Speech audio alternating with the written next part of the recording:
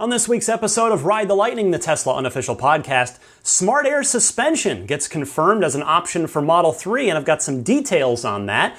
The 100 kilowatt hour Model S and Model X's get a price drop. Tesla may have a plan to put a dent in the aftermarket dashcam business, and more.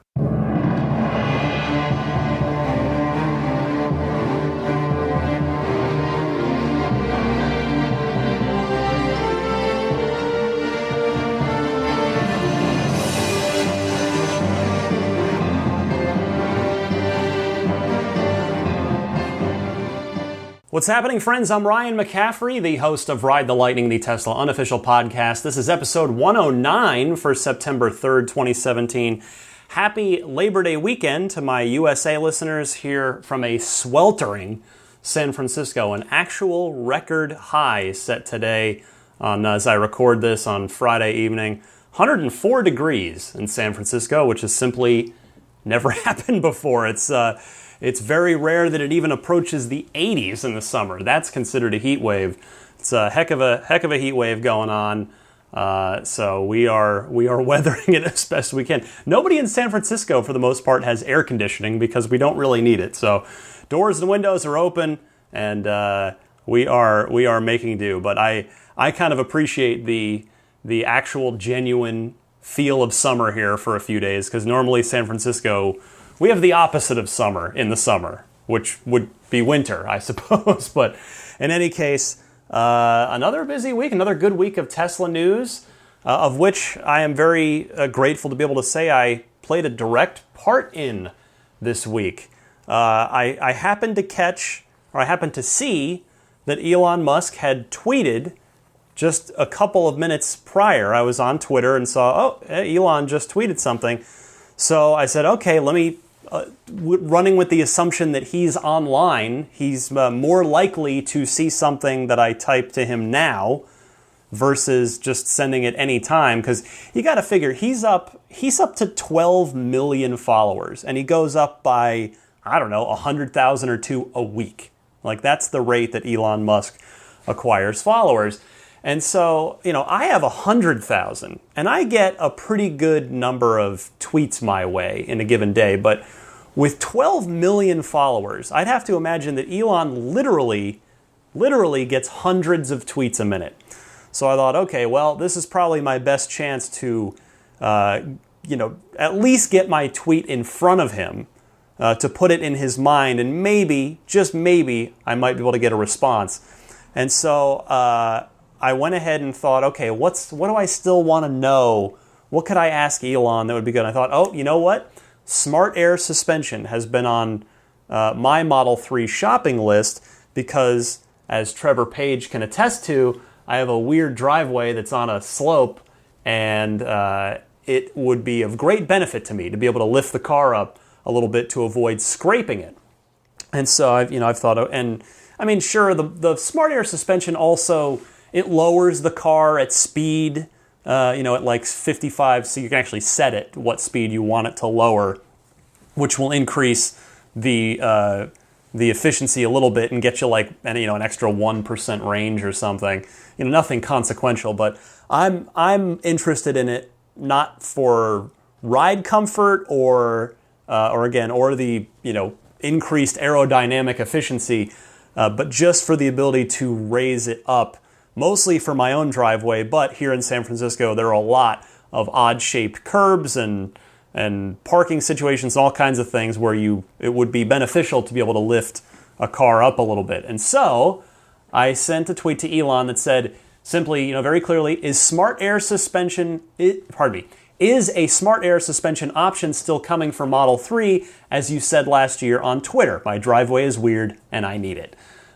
Because he did mention it last year on Twitter. If you've been listening for a while, you may remember that. He had mentioned it last year, and he mentioned a lot of things on Twitter last year, but that was over a year ago. That was last April that he went on that initial Model 3 tweet storm after the reveal on March 31st. It was kind of the week following that he started answering a whole bunch of questions. And a lot can change, plans can change. I mean, a lot did change about Model 3. They went from they had their original plan. They doubled their production goals.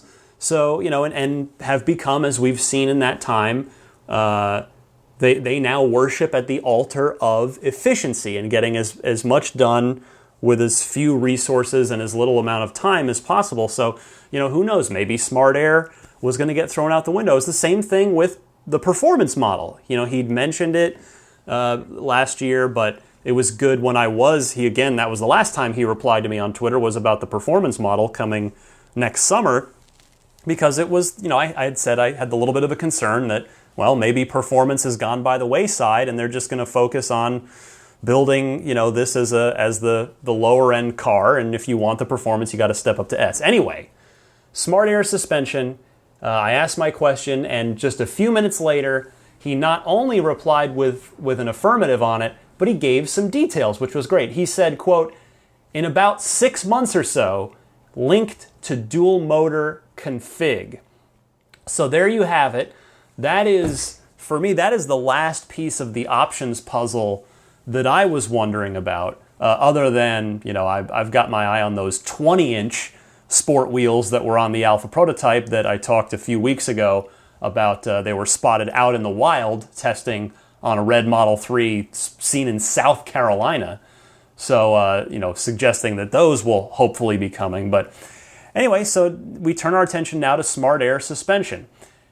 For pricing on this, you notice that Elon said linked to dual motor config. Now, you can interpret that in one of two ways.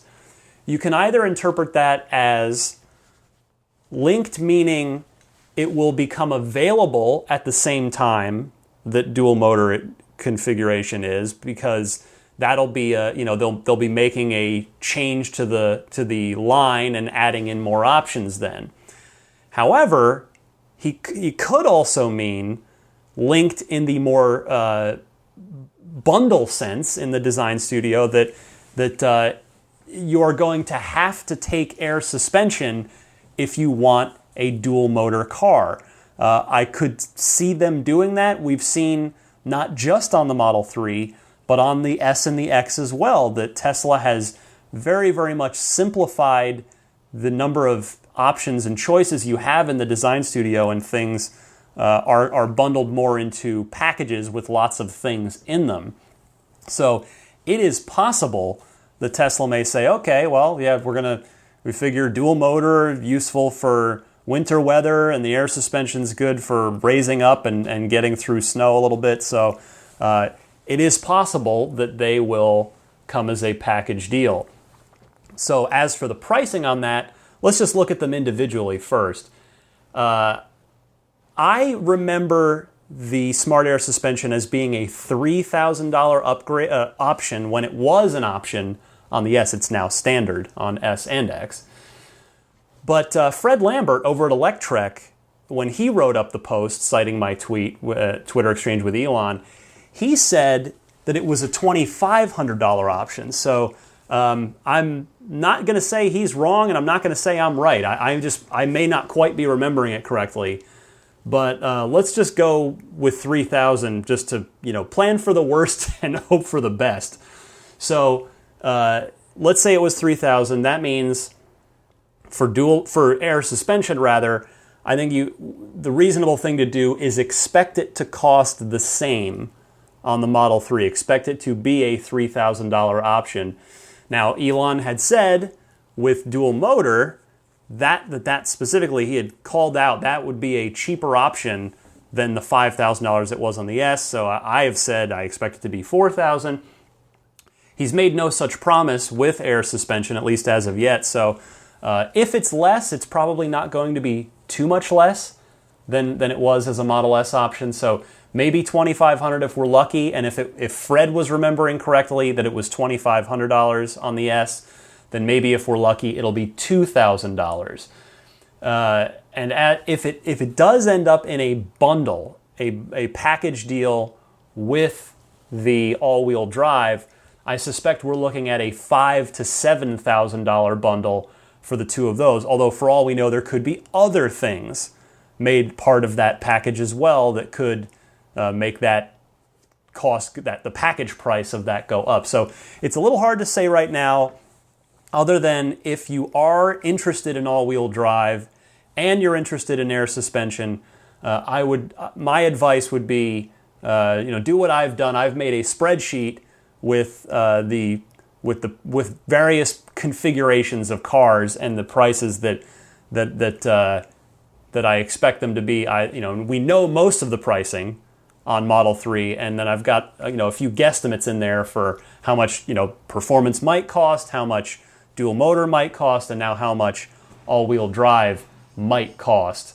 But yeah, just plan for the worst, hope for the best. That would be my recommendation there.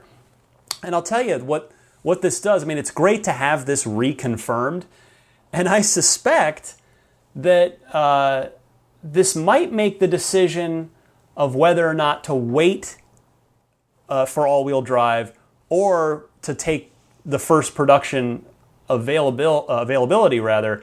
It might make it tougher for some people, but it might make it easier for other people, because if some folks are like, oh man, I really want that, but it's getting up there. It might make their decision a little tougher whether or not to spend the extra money or just take the soonest car that they'll build for you.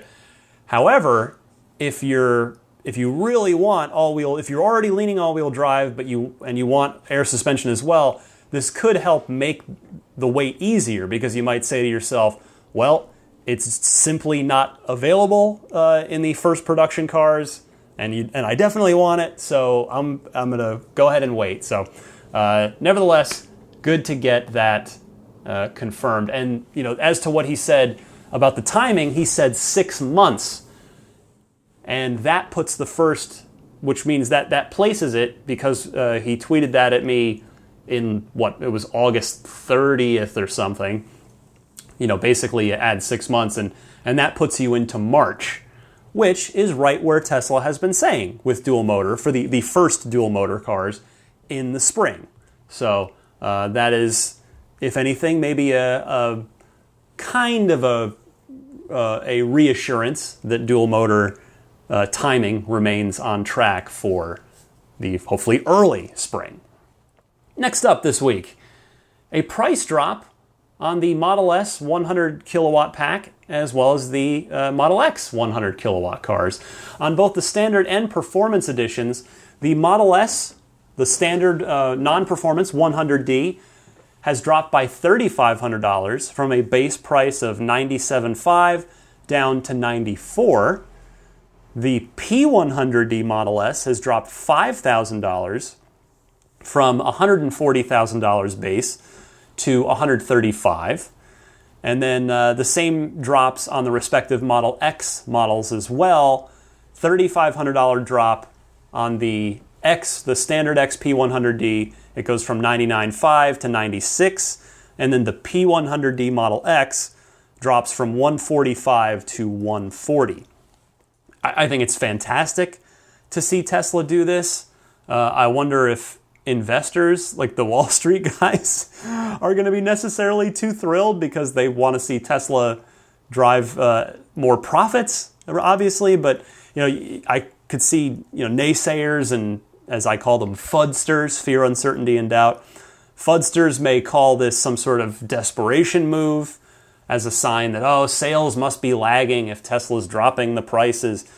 But the way I would shoot that down immediately, I know they're not even necessarily saying that. I'm inventing this whole scenario here. But if they were saying that, I would shoot it down because, at least with my logic, would be if they had a sales problem and they needed to goose sales, they'd probably be dropping the price on the 75D models, not the top-of-the-line bad boy models, because that's what the bottom-end models are going to goose sales more if you drop the price there.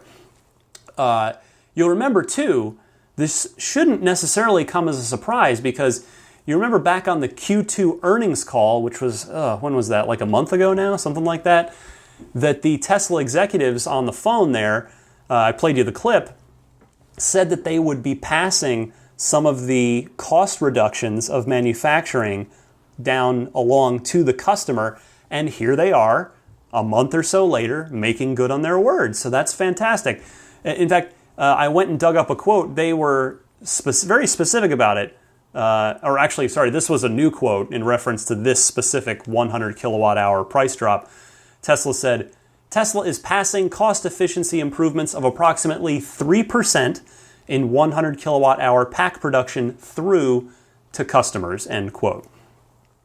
And I figure, this probably isn't a game changer for many folks because, I don't want to assume anything, but I would think it's reasonable to say that if you can afford the $94,000 base price on a Model S 100D, you probably could have also afforded it when it was $97,500.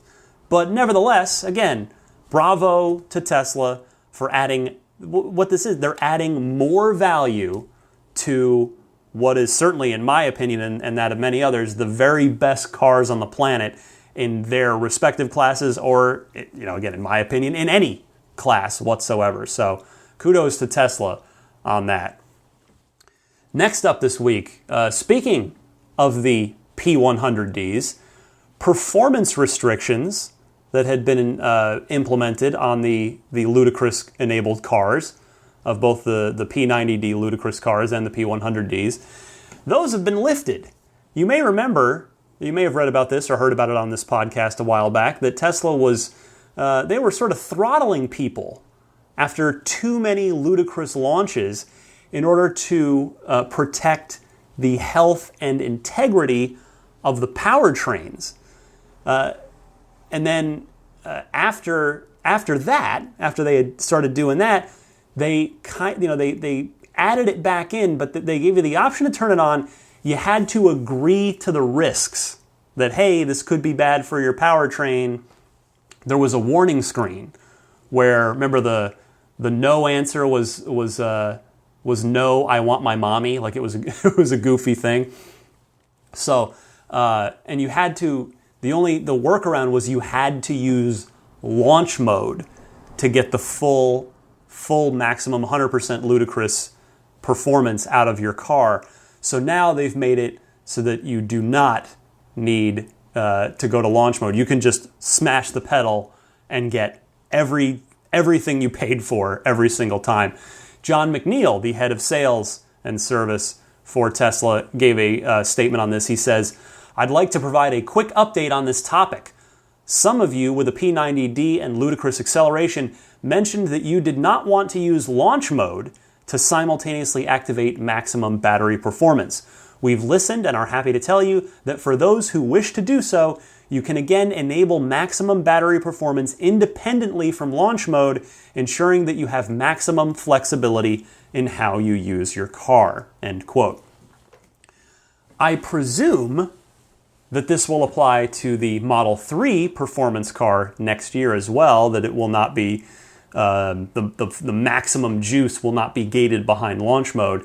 And quite frankly, I'm glad to see Tesla walk this back because, their hearts were in the right place in trying to take every precaution in order to protect people's cars. But in the end, if you paid for it, especially if you paid $150,000 for it, that is a whole heck of a lot of money. I cannot disagree with those owners who are upset at all that they should be able to get the car's full performance with every single drop of the pedal. So good on Tesla for walking this back and putting the full performance back into the hands and certainly the feet. The right feet of the Ludicrous car owners. A couple of more stories this week. This one should be of interest to all current and future Tesla owners, certainly for hardware 2 onwards here. But Tesla is going to be implementing a dash cam-like feature at some point. If you're not familiar with what a dash cam is, it is kind of exactly what it says. It is a camera that if you have a professional installer do it, it really can be hooked into your car very very seamlessly, almost invisibly, where it isn't like this mess of wires or any sort of extra junk hanging around. Like, it's a very subtle thing if installed properly. And what it does is it is a 24/7 camera feed that's looking out the front of your car, so that if you get in an accident, you can use the hard drive footage to, disprove someone else who may falsely, say it was your fault or it wasn't their fault. So a lot of Tesla owners and owners of just, very nice higher end cars in general tend to be fans of dash cams because, they also can be defenses. Well, not literal defenses, but they can help if you're vandalized. You might catch the person on camera doing it. So now dash cams cost hundreds of dollars, and particularly if you want them installed cleanly by a good installer.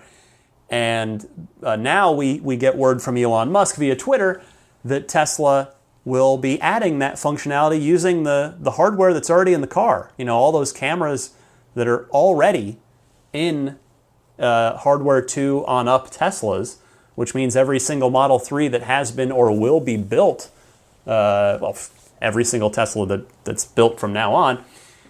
And it's and Elon says, or he answered the question from a user. The person said, "That many cameras on board and we still have to buy a separate dash cam?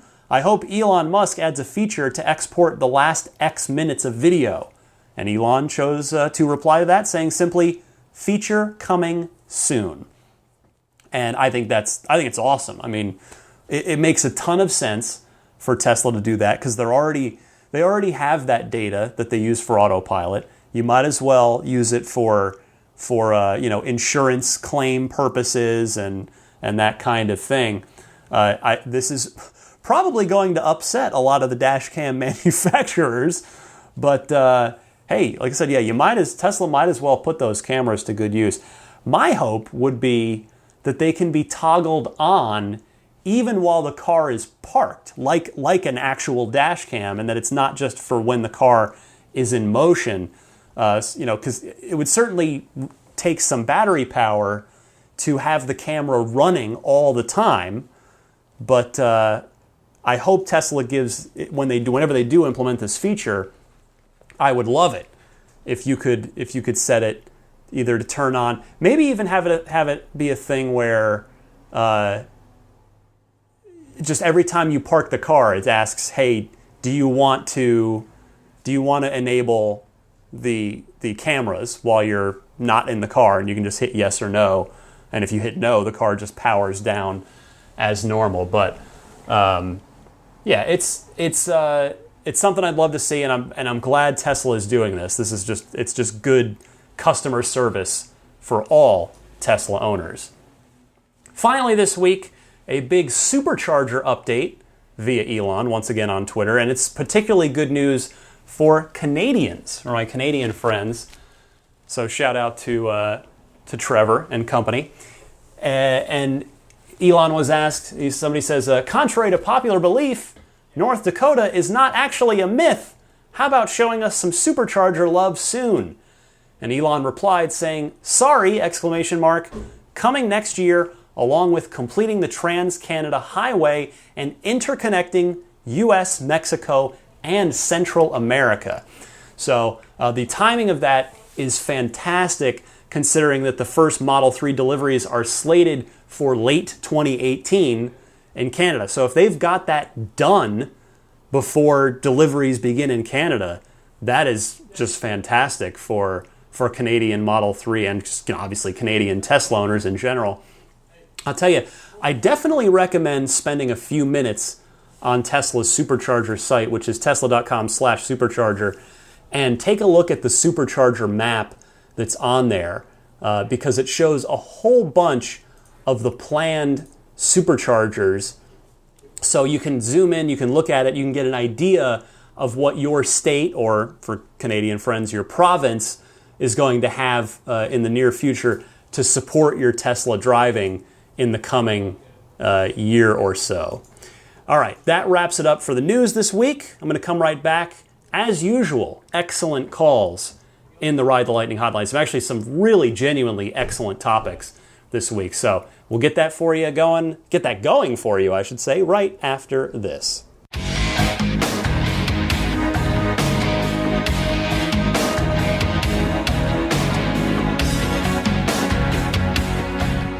It is Ride the Lightning hotline time, and of course, if you've got a question, comment, or discussion topic for the podcast, I would encourage you to record that question on your smartphone and email it to me using the email address teslapodcast@gmail.com. Alternatively, it's very quick and easy to use the Ride the Lightning hotline. It is a toll-free number that you just call and leave a message on, and that toll-free number is 1-888-989-8752. Again, that's 1-888-989-TSLA. And if you know someone special with an upcoming birthday, anniversary, graduation, or some other special occasion, you can give them a unique gift of recorded voices from friends and family telling them why they're special. The recordings can be podcasted or put onto a keepsake. Visit lifeonrecord.com to learn more. I want to kick it off with Tony, who is a relatively new listener, and he brings up something that will be of particular interest to myself and fellow California listeners. Let's hear from Tony. Hi, Ryan. My name's Tony. I'm a pretty big fan of podcasts. Been following you for a couple months now. Really appreciate your work. I just wanted to comment on something I read in the LA Times recently about a new assembly bill. It's AB 1184. Not sure if you've commented on this in the show before, and I missed it, but this is a bill that's going to greatly expand the electric vehicle rebate program here in California. It's going to be supported by about $3 billion, and it would increase the California rebate for an electric vehicle from $3,500 to $10,000, and it would stack with the federal tax credit, and there's a possibility that it would also replace the federal tax credit when those expire. So, the LA Times article was saying that people could potentially buy Tesla Model 3s in California for $16,000 if this bill passes. Now, the Times article also said that it's very late in the phases of debate and, legislation, and it could potentially be on Governor Brown's desk as soon as September 15th. And, I think everyone in the Tesla nation, at least in California, should be watching this very closely and perhaps even be contacting their state senators, assembly members, and the governor himself. So I just wanted to introduce that to the discussion. And yes, I am a Model 3 reservation holder. I think I'm number 300,000 or so. So it is a little self-serving of me, but I'm not embarrassed.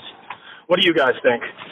Thank you for your call, Tony, and I'm glad you brought this up. Now, the reason that I didn't bring this up is because there is still a lot to be figured out with this. There are actually there are lawmakers on both sides of the aisle that have significant concerns about this, because what this bill does is proposes as you mentioned, a significant increase to the money going into the electric vehicle rebate program in the state of California. And there are a number of lawmakers who are concerned that, hey, that's should we be putting that much in? So will it have enough support? Will it get to, and if it does, will Governor Jerry Brown sign it? Those are all valid questions. We also still don't even know what the dollar amounts are. You had mentioned that it was set, and that's actually the $10,000 thing is not necessarily true. So, because I read up on this as well, and if I read it correctly, the proposal here is effectively to try and let this California bill make up the difference between an electric vehicle and a comparable ICE vehicle. So what it would do is it would designate the California Air Resources Board to decide which cars each EV compares to, so what a Chevy Bolt compares to, and obviously for those of us listening to this podcast, what a Model 3 compares to as far as a comparable ICE vehicle. So it potentially could be a lot of money because what California is looking to do here is get their air pollution levels to 30% below where they were in 1990. And so they are, those that have drafted and support this bill are willing to be very, very aggressive in trying to get as many zero-emission electric vehicles on the road as possible. So it seems like the amount that this would go up to, that this could be for people, would vary depending, what they're buying and what the situation is. So you're absolutely right, Tony, that this could be a really, really good thing for California Model 3 buyers.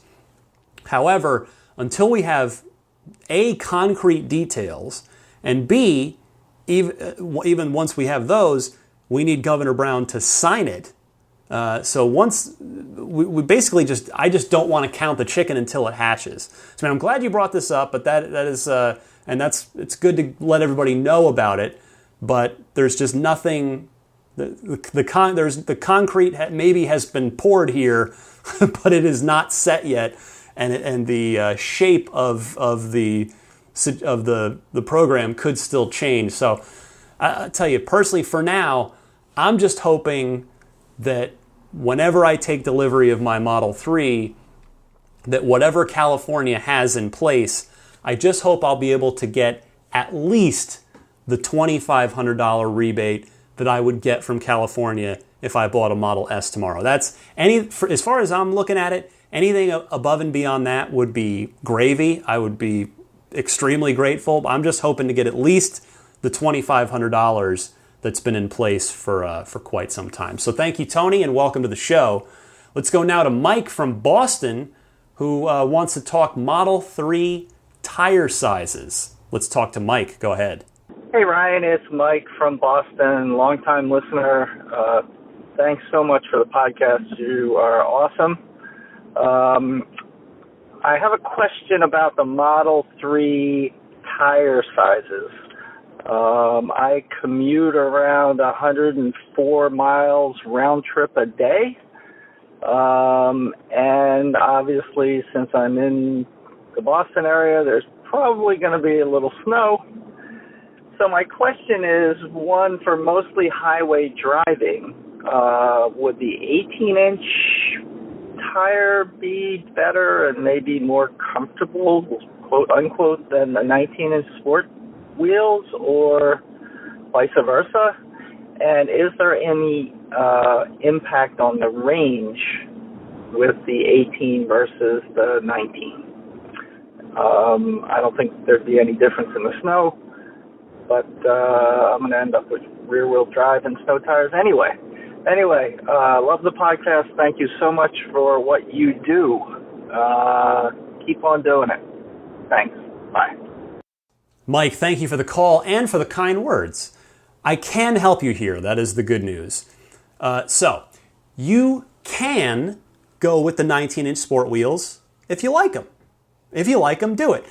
They might ride a tad rougher, but it's probably going to be a milder difference compared to the 18s versus the Model S or Model X going from bigger wheel to smaller wheel, because with the 3, it's only a 1-inch difference, whereas it's a 2-inch difference on the S and the X. It's from 21 to 19, big to small on the S, and 22 to 20 on the X. Also, also consider that those cars are they're heavier than the Model 3, so that probably will also make the difference in 19s versus 18s, the feel of that probably will not be quite as significant a difference as it is, again, on the bigger wheel versus smaller wheel on S and X. However, here's the thing to look at, this is the crux of your situation. you're doing 500 miles per week, not including whatever you're doing with the car on the weekends. So the 19-inch tires are almost certainly going to have a shorter tire life than the 18s because they're low profile. And the 19s are going to cost more money to replace than the 18s. So that's a difficult combo for, money-wise for what you've just laid out as your situation. If you're being totally practical about it, the 18s probably make more sense for you. They're cheaper to replace. You're going to get a bit better range, especially if you keep those aero hubcaps on there. They may ride a tad bit softer, and they're going to last longer. If you really love the 19-inch sport wheels, then basically you're looking at a head versus heart battle with yourself. But if you're not super hooked on the 19s, then you're probably going to be better off, practically speaking, with the 18s. I'll tell you just a quick example. I mean, a relevant example here. A friend of mine took delivery on one of the very, very early Model S's. And the Model S, for those of you who've been following Tesla for quite some time, you may remember that back in the original Model S days, you just got the 21-inch wheels unless you asked for the 19s, in which case they would give you the 19s. They wouldn't give you any discount. It was just like you could take the 19s, but you'd effectively were paying the same for them as for the 21s. So a lot of the earlier Model S's were 21-inch wheel cars for that reason. But the point of the story is, my friend had a very long commute each day. His commute was all highway, but it was a lot of miles. And he ended up burning through those 21-inch tires so quickly, and they cost so much to replace, that he actually went back later and switched his Model S to 19-inch tires and wheels, and he never looked back for his purposes. So hopefully that will help you make an informed decision whichever way you go there. Thank you, Mike. Thank you for the call there. Let's go now. Got a couple more calls. First up is Rich from the UK, another long-time listener, first-time caller who wants to talk about the motorized charging flap, the charge port door on the Model 3. So, Rich, the floor is yours. Hey Ryan, this is Rich from the UK, long-time listener, first-time caller. Been listening since day one of your Tesla podcast. Great work, really enjoy it and really informative. I've actually been listening to you since the OXM days. Remember lying on the beach on my honeymoon back in 2005, listening to a great interview with the doctors on the original Mass Effect and getting very excited. Anyway, thought I would call in regarding a comment you mentioned a few episodes ago regarding the electric opening and closing of the charge flap on the Model 3. I was just thinking that surely this is a mandatory feature for all Model 3s if it's ever to be, I think, level 4, level 5 self-driving. If the car ever needs to charge itself whilst en route, surely it will need to be able to open the charging flap itself and close it again before and after automated charging. Just keen to hear thoughts on that. You sounded very surprised that this feature was included, but to me, from day one, if these cars are specified for full autonomous driving, then it has to be there in every one from day one. Anyway, just another point before I sign off. Interestingly, I sold my Audi Q7 to a gentleman who lives about 100 miles away in the UK about 14 months ago. Got an email from him out of the blue about a month or so ago saying he was selling it, and I just inquired as to what he was selling for. And he is getting a brand new Model X and has promised me that when he gets it in October, he'll take me out for a spin. So, assuming that he's serious and is happy to to come and grab me from 100 miles away or so, then maybe I might get a ride in one, but that would be very interesting. I haven't yet dropped a deposit on a Model 3, looking seriously to do so, as I have a Audi A3 on a 4-year lease, which has got about 2.5 years to go, so I will be looking to drop a reservation on one of those very shortly. Anyway, enjoy the show, great work, keep it up, and maybe I'll speak to you again soon. Okay, cheers, bye. Wow, a day one listener. Thank you, Rich. I appreciate that. Now, to your question, I'm very glad we got the motorized charging door 100% confirmed.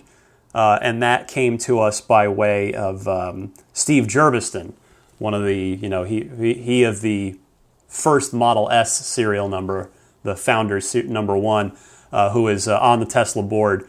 He's got his Model 3, and he had posted a couple of little videos with the charging door and answering a couple of questions about the Model 3, including that. So great to get it confirmed, because I think that my personal doubts about whether that thing was motorized or not, and I suspect here that I'm in the same boat as many others, it's twofold for me. First was the cost. The Model 3 is a cheaper Tesla. They've got to save money somewhere. So not putting a motorized charging door on the car, my thinking was that, hey, that might have been one way to save a few bucks on each car. And secondly, the other reason that I thought it might not have been motorized, and I think, again, a lot of people were kind of thinking along with me on this, is that once we did get a look at it open, which, at some point one of the release candidates was photographed at a supercharger with that charge door open. When it's open, it just kind of looked manual. It didn't look automatic, because it's not the sexiest, most elegant thing to see when it's open, which the S and the X, it is. It's the little charge port door on the S and X are very premium looking, very elegant looking. It's just that little corner of the left tail light that just opens up automatically when the charging cable gets near it. And with the 3, it's just this. It's like the whole like left piece of the tail light. The side that's on the body side. It's around on the rear quarter fender.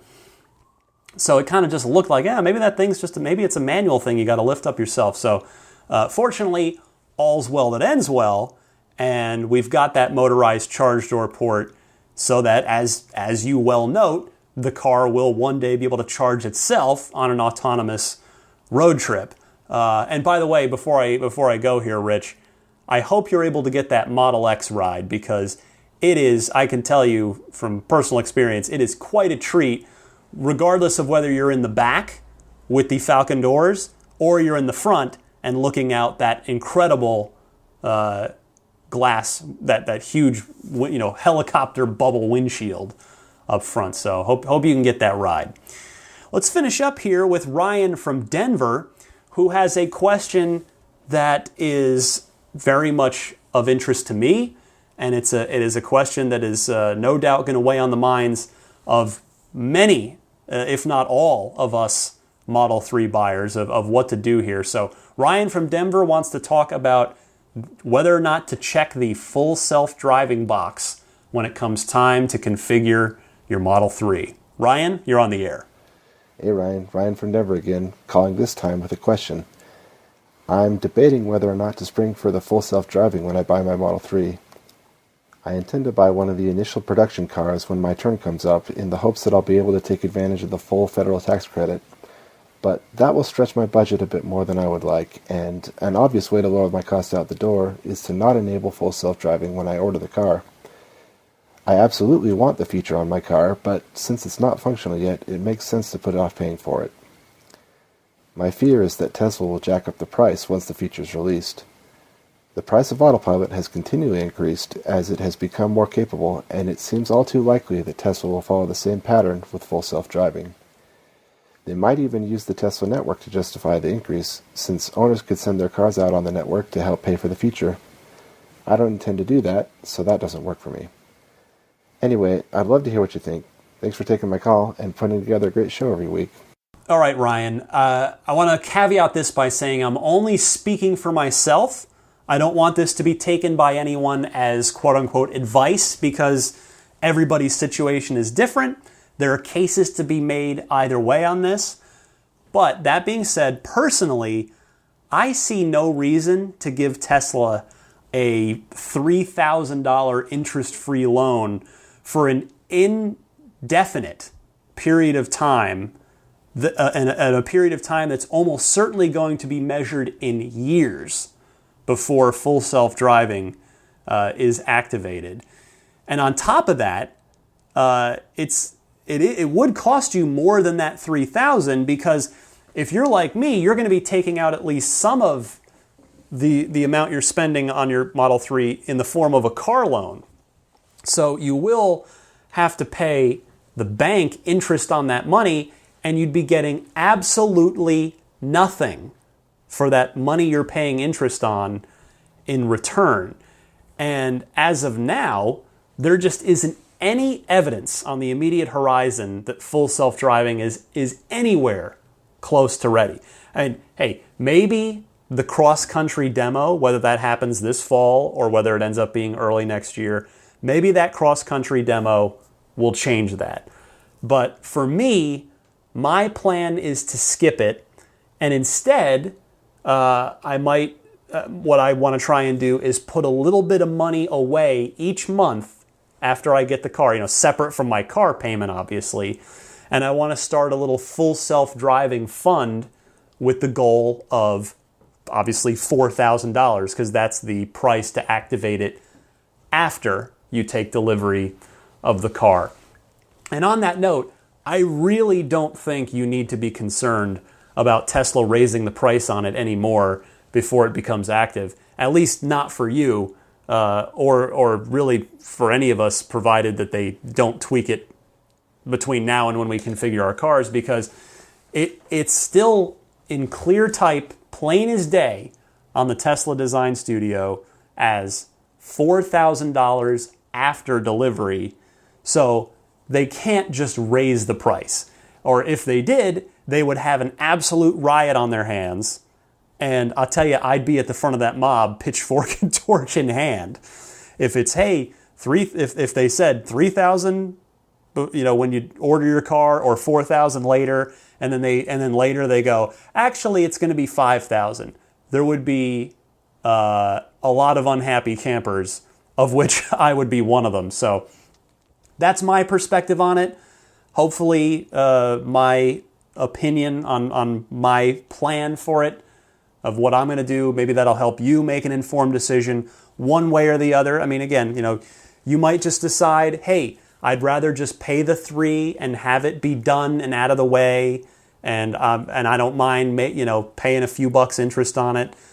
That's again, there's a case to be made either way, but I think for me, I'm going to save that $3,000 up front and just try and put away a little bit of money, because I think I'm going to have some time between when I take delivery of my car and when full self-driving is actually available. So I think I'm going to have time to build up a little $4,000 full self-driving fund for myself. All right, that's it for the Ride the Lightning hotline. Great calls, as usual, from you wonderful, wonderful folks. I encourage you to participate. Send in your questions, your comments, your discussion topics. Again, you can use the voice recorder on your smartphone to just talk into that and then email me your question. The email address to send that to is teslapodcast@gmail.com. Alternatively, you can use the very, very easy to use Ride the Lightning hotline. Just call in to the toll-free number and leave a message anytime, day or night, 24/7. And that number is 1-888-989-8752. I'll be right back right after this with a few parting thoughts, and then we'll be on my way here. Be right back.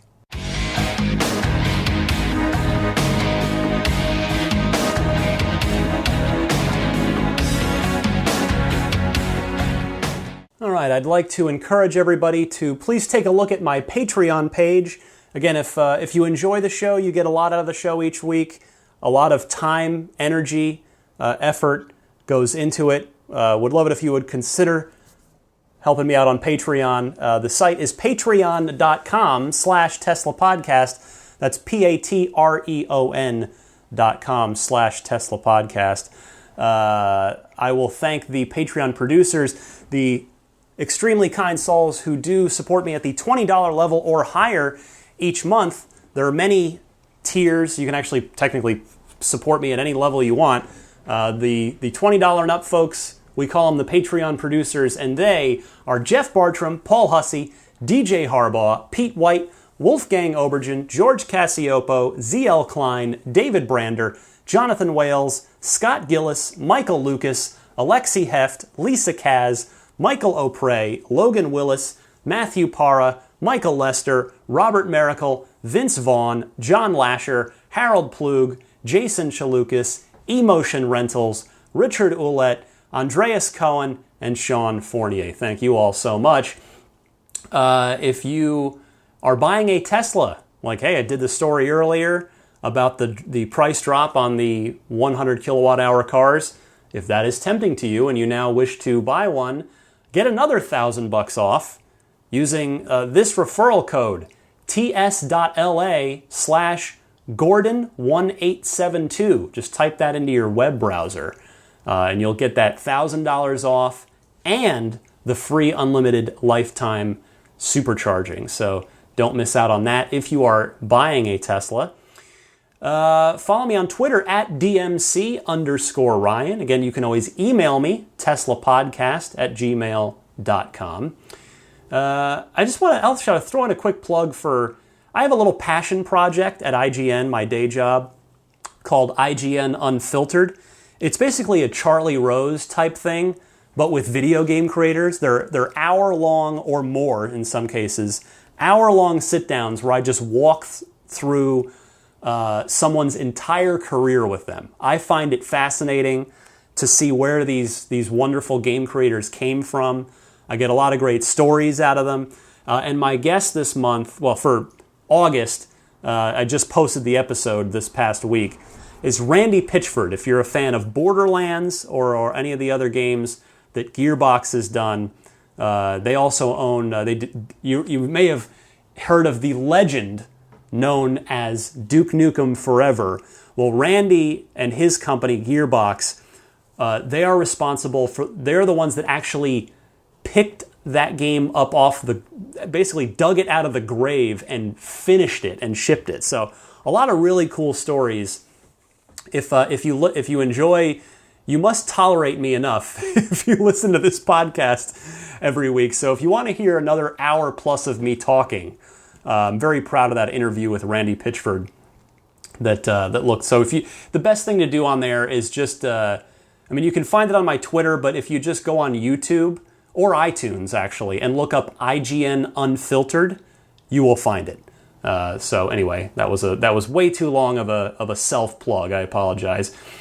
AbstractOcean.com. Get your Tesla gear for either you, meaning accessories, or accessories for your car, like a better interior LED lighting kit, that kind of thing. AbstractOcean.com offering a 20% off code for listeners of this show. Use the coupon code RTL Podcast, and that's all one word, RTL Podcast, at checkout to get 20% off of your order. Subscribe to the podcast if you do not already. That is easily done on basically any of your favorite podcast services, be it iTunes, Google Play Music, Stitcher, TuneIn, or there's the podcast hosting site, which has individual episodes as well as an RSS feed you can pick up.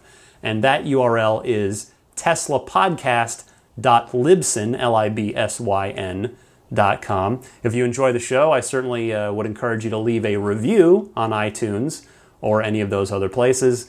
And I think that wraps it up. Yeah, that's everything. So for another week gone by, we're into September now.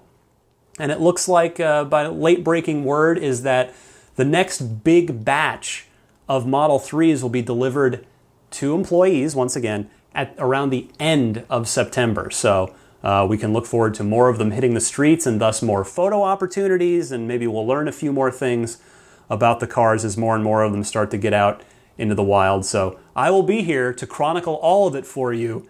Pardon me. It is my self-appointed job, which I love. It is my passion. It is my enthusiastic hobby. I love doing it. So thank you all so much again for trusting me with an hour or so of your week, each and every week. I'm Ryan McCaffrey. This is Ride the Lightning.